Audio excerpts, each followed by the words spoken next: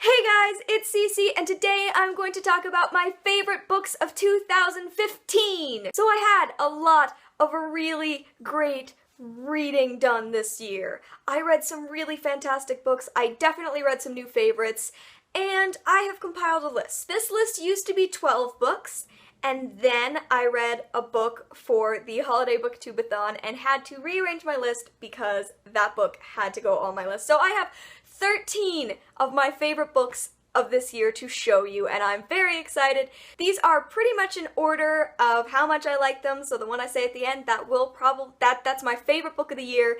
So let's just get started because we have 13 books to talk about. So the first book that I'm going to talk about is Illusions: The Adventures of a Reluctant Messiah by Richard Bach. This is a book that I read back in January, but totally captured me. It was a Christmas gift from my cousin last year, and it's one of her favorite books, and I totally understand why. This had so many really great values and life lessons to talk about, and I absolutely loved it. I love the writing, I love the message, and I love the little tidbits that I got out of it, and I definitely know I will be reading it again in the future. Next up, I want to talk about Sharp Objects by Gillian Flynn. I read this book in October, and it was the third book that I have read by Gillian Flynn, so I have read all of her full novels now, and I just absolutely fell in love with this one. I absolutely adore Gillian Flynn's writing. I think that the female characters she creates are so creepy and interesting,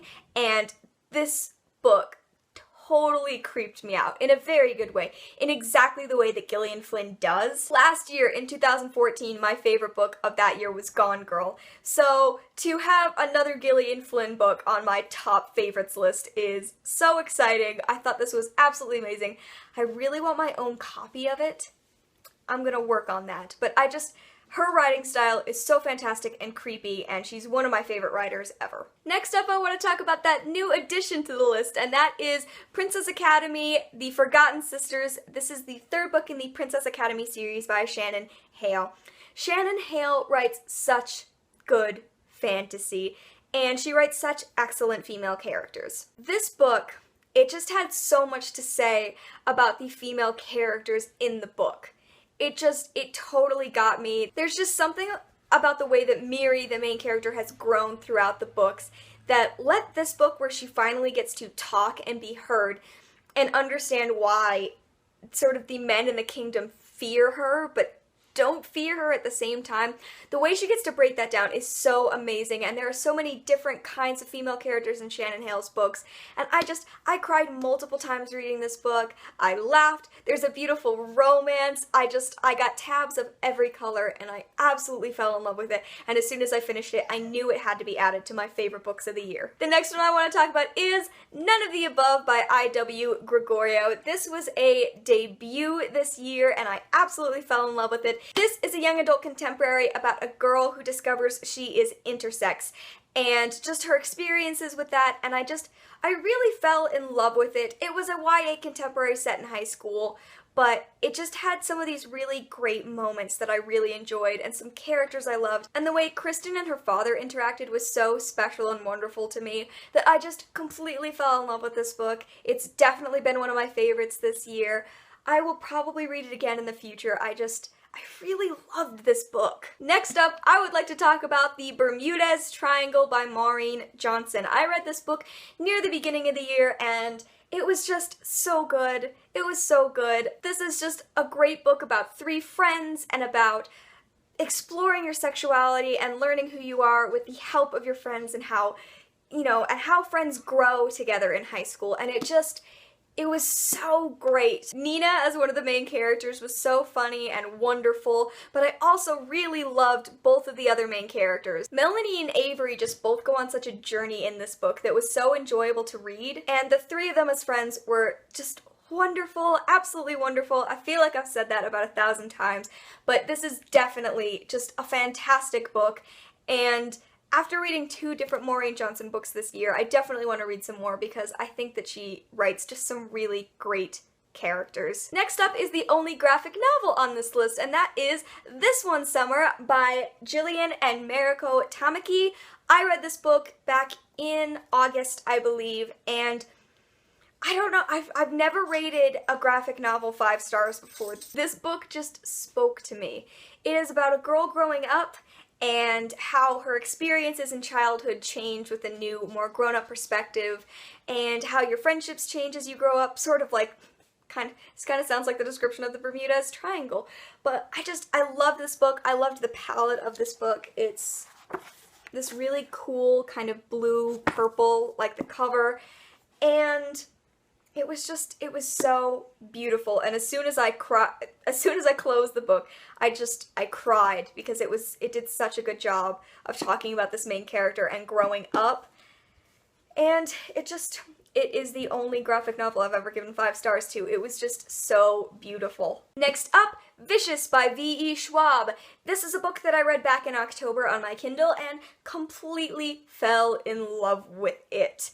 I completely fell in love with it. There are so many amazing gray characters that were so much fun to read about. Like, I felt like I couldn't root for any of them. It's definitely got a very strong anti-hero thing going on. But I loved that they were all gray characters, and I thought that this book was really fast-paced, really fast-moving, and this was my first V.E. Schwab book, but I definitely want to read more. I just think that this was such a strong way for me to be introduced to her, and this book is going to have a sequel now, which is amazing, because this book ended in a way that I was like, I could deal with that, I guess, but I'm really glad that I don't have to and that there's going to be a sequel. Victor is just such an interesting main character, and Eli is just such a fascinating and dark villain. And together, they made a fantastic book. Next up, let's talk about a book in a series, and that is Monsters of Men by Patrick Ness. This is the very first book that I read this year. Number 1. This was it. And it was magnificent. It was such a strong finale to the Chaos Walking series, which has become my second favorite series of all time. Just the way that the characters are forced to be in this book was so heartbreaking. Honestly, heartbreaking. This book broke me. I wept openly. Todd and Viola have just changed so much by the time you get to this third book, and they've grown so much together, and it makes it even more difficult to read some of the really hard stuff. And this series has one of the best villains of all time. I absolutely love the way that the characters interact in this series. I think it's so realistic and wonderful. I love the new perspective that you get in this book, because in the first book you have one perspective, the second book you have two, and in this one you gain a third perspective that was so interesting and wonderful to read about, and I wept through this entire book, especially at the end.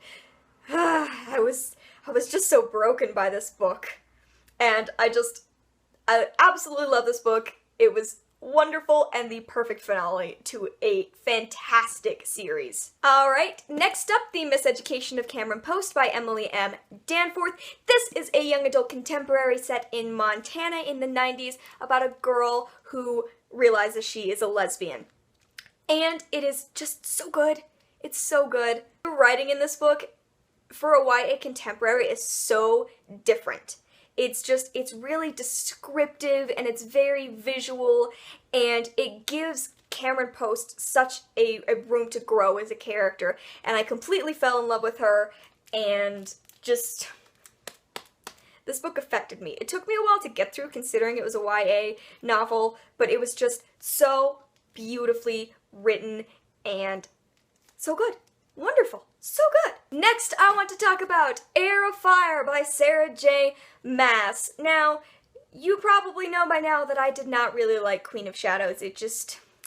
I did not get along with the book. I had some real issues with character development, which really dampened my enjoyment of the book.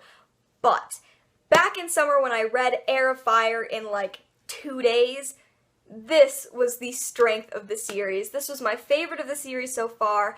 I think this is when the character development for Selena was headed in a really good direction, and then in Queen of Shadows it kind of went off on a rail. But this book was so fantastic, and it offered so many different viewpoints. It expanded the world so much. It offered so much backstory, and it introduced a character that in Heir of Fire I absolutely loved. Don't like him at all in Queen of Shadows, but in this book, He was fantastic. There were just so many interesting relationships. We also got a whole new world over with Manon, and it made this book really strong and definitely one of my favorites. I'm so sad that I didn't like Queen of Shadows, because this book was so good. Getting down to the top 3, I next want to talk about Phantoms by Dean Koontz. This was my very first ever Dean Koontz book, and what an introduction to Dean Koontz. So this is one of my friend's favorite Dean Koontz books, and he forced it on me and was like, I don't care what you're reading, read this. And it was really good that he forced me to read it because it was so wonderful, so suspenseful and creepy, and it kept me reading every time I could, every possible time I had this book in my hand. And it kind of hurt me to eventually give the book back to him because I wanted it. But I've got some new Dean Koontz books to read on my own, and this was just so well written and creepy and suspenseful and just wonderful. Second to last, we have got Two Boys Kissing by David Levithan. This was my favorite David Levithan book of the year. I read 3, I believe, and this was just so emotional and so well written. It talked about so many different queer characters that I really loved, and I love the way the book was narrated. It was so different, but it provided so much emotion for all of the different love stories that we were seeing. Not even love stories, just relationships in general. There were friendships, and there were people in love, and there were people who were having a really hard time. And I wept through this book also, and I read it all in one sitting, and it was just so beautiful. And finally, my #1 book of the year was Fried Green Tomatoes at the Whistle Stop Cafe by Fanny Flagg.